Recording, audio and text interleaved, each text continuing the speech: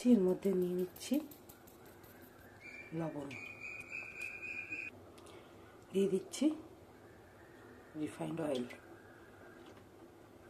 এবার ভালো করে মিশিয়ে নেব।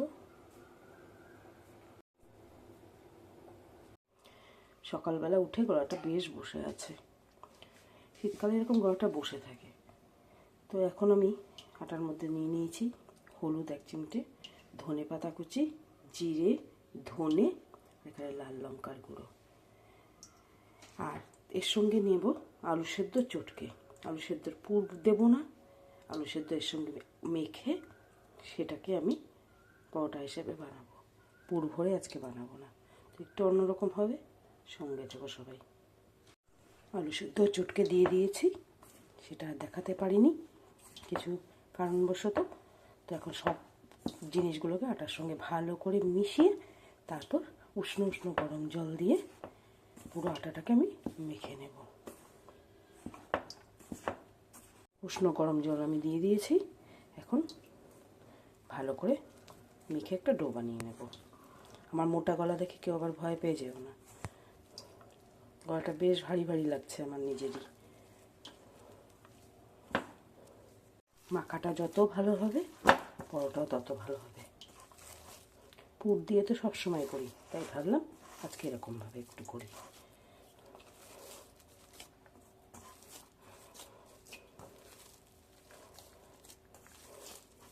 মনে রাখতে, পরোটা বানানোর সময় আলুটাকে কিন্তু ভালো করে ঘষে দিতে হবে। চটকে দিয়ে, যদি চটকেও দেওয়া হয় তো আলুটাকে যেন ভালো করে মিশিয়ে নেওয়া হয়, একটুও যেন দানা না থাকে। দানা থাকলে আলু কী বলে এটাকে, ভিডিও করার সময় এগুলোও ভুলে যাই। আটাটাকে ভালো করে মাখা যাবে না, আর মুখেও দানাটা পড়বে, সেটা একদম মেশানো থাকবে না বলে তার মধ্যে লবণটাও ঢুকবে না এবং সাদা সাদা উঁচু হয়ে থাকবে, দেখতে মোটেও ভালো লাগবে না। তাই আলুটাকে ভালো করে, সেদ্ধ আলুটাকে ভালো করে ঘষে নিলে তবেই মাখাটা মসৃণ হবে। বেশ বড় সাইজের একটা অংশ কেটে নিয়েছি, এখন এটাকে গোল বা যে কোনো শেপে পরোটার আকার দিতে হবে।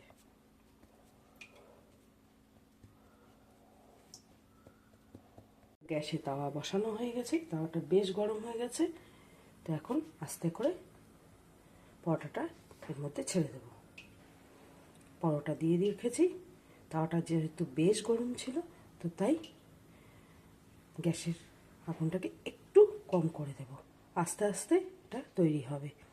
একবারেই যদি বেশি তাপে দেওয়া হয় তো জিনিসটা পুড়ে যাবে, ভেতরটা কাঁচাই থেকে যাবে। তো একটু কম তাপে, মানে সিমে করে দিয়ে সেটাকে আস্তে আস্তে ভাজতে থাকবো। সাইড মোটামুটি সেঁকে নেওয়া হয়ে গেছে, এবার এটাকে আমি উল্টে দিলাম। তো সবাই জানে পরোটা ভাজতে, বলে দেওয়ার কিছু নেই, সবাই সবার মতো করে ভাজবে। সামান্য একটু তেল দিয়ে এখন ঝটপট ভেজে নিতে হবে।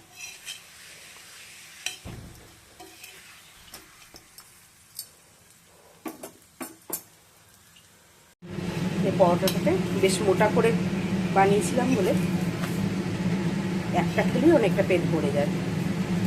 তো আমাকে যেহেতু অনেকগুলো বানাতে হবে, তো চটপট বানিয়ে ফেলি। তো প্রচণ্ড স্বাদের এই এক পরোটা তৈরি হলো, খুব নরম। মুড়ে এখন টিফিন বক্সে ঢুকে যাবে। এই পরোটাগুলো সস দিয়ে, বিভিন্ন রকম চাটনি দিয়ে, বা অনেকে দই দিয়েও খায়, সব রকম খেতেই বেশ ভালো লাগে। আর এত টেস্টি হয় যে অনেকে 3-4টেও খেয়ে নিতে পারে। দেখতে কিন্তু দারুণ হয়েছে, খেতেও অপূর্ব হবে। তো আমরা এটাকে চাটনি দিয়ে বা সস দিয়ে খেয়ে নিতে পারি।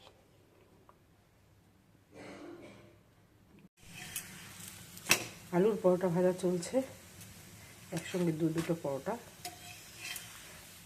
ভেজে নিচ্ছি।